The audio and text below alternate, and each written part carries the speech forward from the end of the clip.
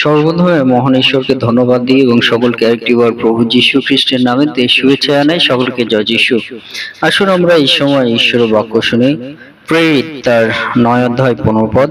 কিন্তু প্রভু তাহাকে কহিলেন, তুমি যাও, কেননা জাতিগণের ও রাজগণের এবং ইসরায়েল সন্তানগণের নিকটে আমার নাম বহনার্থে সে আমার মনোনীত পাত্র।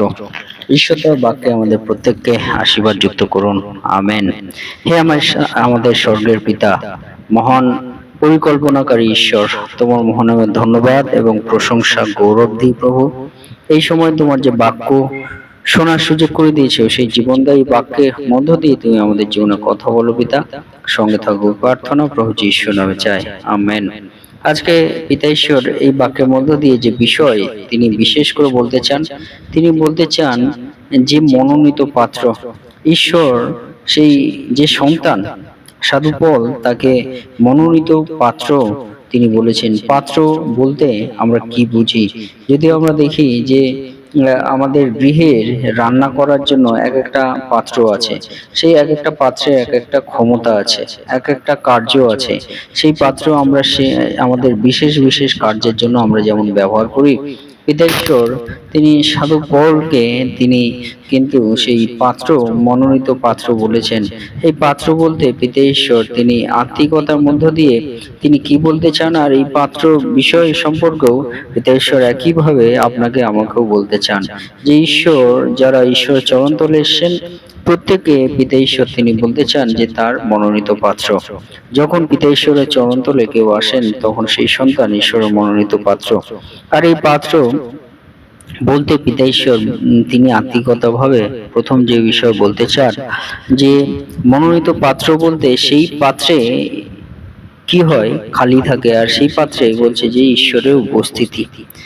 ঈশ্বরের উপস্থিতি অর্থাৎ ঈশ্বর যখন কোনো পাত্র তার কাছে মনোনীত হিসেবে তিনি গ্রহণ করেছেন, মনোনীত করেছেন, তার মানে সেই পাত্রে ঈশ্বরের উপস্থিতি পিতা ঈশ্বর তিনি বলতে চান। অর্থাৎ সাধু পল তার মধ্য দিয়ে ঈশ্বরের উপস্থিতি পিতা ঈশ্বর তিনি কিন্তু সেটি বুঝাতে চান। তাই পিতা ঈশ্বর তিনি সকল ঈশ্বরের সন্তান যতজন আছেন প্রত্যেককেও পিতা ঈশ্বর কিন্তু সেই বিষয় বলতে চান যে আপনি যখন ঈশ্বরের চরণতলে এসেছেন, ঈশ্বর তিনি আপনাকে বলছেন যে আপনি মনোনীত পাত্র। আর সেই পাত্র বলতে পিতা ঈশ্বর আপনার জীবনের মধ্য দিয়ে ও আপনার জীবনের মধ্য দিয়ে ঈশ্বরের উপস্থিতি তিনি দেখাতে চান, তিনি বোঝাতে চান, তিনি আপনার জীবনের মধ্য দিয়ে তা ঈশ্বর তার উপস্থিতি বা সকল জাতির কাছে পৌঁছে দিতে চান এ বাক্যের মধ্য দিয়ে পিতা ঈশ্বর বলেন। এবং 2 নম্বর বিষয়, পাত্র বলতে পিতা ঈশ্বর বলছেন যে এক বিশেষ যন্ত্র, যেটা কিন্তু ঈশ্বর তিনি ব্যবহার করেন। অর্থাৎ পিতা ঈশ্বর তিনি সেই সাধু পলকে যেমন বিশেষ করে তিনি মনোনীত করেছেন এবং বিশেষ করে তিনি ব্যবহার করেছেন তার রাজ্যের কার্যের জন্য, সেটিভাবে পিতা ঈশ্বর তিনি আপনাকে আমাকেও সেই একই বিষয় বলতে চান যে ঈশ্বর কিন্তু তিনি আপনাকে ব্যবহার করতে চান তার বিশেষ কার্যের জন্য। 3 নম্বর বিষয় যে মনোনীত পাত্র বলতে সেই পাত্র কিন্তু একটা আকার ধারণ করা হয়। হ্যাঁ, যেমন কুমোর সেই মাটির পাত্র একটা আকার তৈরি করে আকার ধারণ করে রাখে, সেটিভাবে ঈশ্বর বলছেন যে এটা আমার মনোনীত পাত্র বলতে ঈশ্বর সেই একটা সঠিক আকার তিনি ধারণ করেছেন সাধু পলের জীবনে। সেই ঠিকভাবে পিতা ঈশ্বর তিনি আপনার আমাদের প্রত্যেকের জীবনেও একটা আকার ধারণ করে আছেন, যারা ঈশ্বরের চরণতলে আছেন, আর সেটি কিন্তু ঈশ্বরের দ্বারাই মনোনীত হয়ে আছেন। হালেলুয়া। এবং সেই মনোনীত পাত্র মানে সেই পাত্র কেমন আমরা বুঝতে পারি যে সেই পাত্র অবশ্যই ঈশ্বর পবিত্র এবং পরিষ্কার পবিত্র পাত্র তিনি করে রাখতে চান। অর্থাৎ পিতা ঈশ্বর তিনি আপনার জীবনেও সেই পরিষ্কার এবং পবিত্র করে তিনি রাখতে চান। পিতা ঈশ্বর সেই হিসেবে আপনার জীবনকেও একটা মনোনীত পাত্র পিতা ঈশ্বর বলতে চান। এবং পরের বিষয় যে সেই মনোনীত পাত্র বলতে পিতা ঈশ্বর তিনি কি বলতে চান, সেই মনোনীত পাত্র বলতে সেই পাত্রের একটা ধারণ ক্ষমতা আছে, সেই পাত্রের একটা ধারণ ক্ষমতা আছে, সেই ধারণ ক্ষমতা পিতা ঈশ্বর তিনি আপনার জীবনেও তিনি দিতে চান। আপনার জীবনেও সেই পিতা ঈশ্বর সেই ধারণ ক্ষমতা রেখেছেন। পিতা ঈশ্বর সেই বিষয়ে তিনি বলেন। এবং ঈশ্বরের মনোনীত পাত্র বলতে পিতা ঈশ্বর কি বলতে চান, আরেকটি বিষয় পিতা ঈশ্বর বলতে চান যে ঈশ্বরের মনোনীত পাত্র বলতে পিতা ঈশ্বর তার গৌরব প্রকাশ করতে চান সেই পাত্রের মধ্য দিয়ে। পিতা ঈশ্বর সেই বিষয়ে তিনি বলেন। সেটিকভাবে আমাদের প্রত্যেকের জীবনেও পিতা ঈশ্বর এই একই বিষয় বলতে চান। ঈশ্বর তার গৌরব কিন্তু আপনার জীবনে মধ্য দিয়ে তিনি প্রকাশ করতে চান। পিতা ঈশ্বরের বাক্যের মধ্য দিয়ে সেই বিষয়টি তিনি বলেন। এবং সবশেষে যদি আমরা বলি যে একটি পাত্র মানে হলো সেই পাত্র অবশ্যই খালি থাকা দরকার আছে। সেটিকভাবে পিতা ঈশ্বর আপনার জীবনেও সমস্ত কিছু যা কিছু আছে সেগুলো তিনি খালি করে তিনি আপনাকে সুন্দর করে রাখতে চান। এবং আপনার সেই জীবনের পাত্রকে ঈশ্বর কিন্তু ব্যবহার করতে চান। পিতা ঈশ্বর সে বিষয়ে তিনি বলেন। এবং সেই পাত্র অবশ্যই যেন সবসময়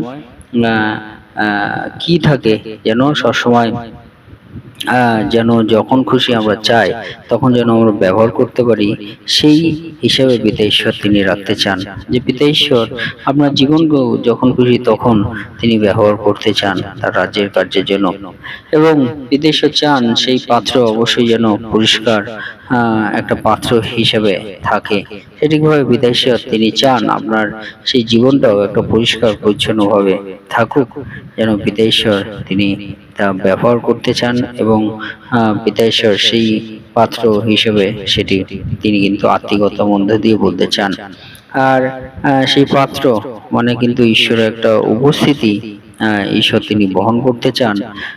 সেই পাত্র ব্যবহারের মধ্য দিয়ে সেটি কিন্তু পিতা ঈশ্বর এই পাত্র বলতে এটি আত্মিকতার মধ্য দিয়ে বলতে চান যে আপনার জীবনে একটা পাত্র মানে পিতা ঈশ্বর কিন্তু আপনার জীবনে ব্যবহার করার মধ্য দিয়ে কিন্তু তার উপস্থিতি তিনি প্রদান করতে চান। এবং সেই পাত্রকে তিনি অন্য কাজেও বিভিন্ন কাজেও ব্যবহার করতে চান। সেটিকভাবে আপনার জীবনকেও পিতা ঈশ্বর তিনি বিভিন্ন কাজে তিনি ব্যবহার করতে চান। এই বাক্যের মধ্যে দিয়ে পিতা ঈশ্বর এই পাত্র বলতে এই সমস্ত বিষয়গুলো পিতা ঈশ্বর তিনি বলতে চান। সেই জন্য প্রভু তিনি বলছেন যে কিন্তু প্রভু তাহাকে কহিলেন, তুমি যাও, কেননা জাতিগণের রাজগণের ওই ইসরায়েল সন্তানগণের নিকটে আমার নাম বহনার্থে সে আমার মনোনীত পাত্র। অর্থাৎ পিতা ঈশ্বর বিশেষ করে সেই মনোনীত পাত্র হিসাবে আপনার জীবনকে তিনি দেখতে চান, সে বিষয়ে পিতা ঈশ্বর বলেন। তাই আমরা যেন সেই ঈশ্বরের পাত্র হিসাবে ব্যবহৃত হতে পারি, সেরকম জীবন পিতা ঈশ্বরের কাছে আমরা যেন উৎসর্গ করি, সমর্পিত করি। ঈশ্বর তার বাক্যে আমাদের প্রত্যেককে আশীর্বাদযুক্ত করুন। আমেন। এই মুহূর্তে পিতা ঈশ্বরের প্রেম এবং প্রভু যীশু খ্রিস্টের অনুগ্রহ ও পবিত্র আত্মার সহভাগিতা যুগ থেকে যুগান্ত পর্যন্ত আপনাদের সকলের সহবর্তী হন। আমেন। জয় যীশু, জয়।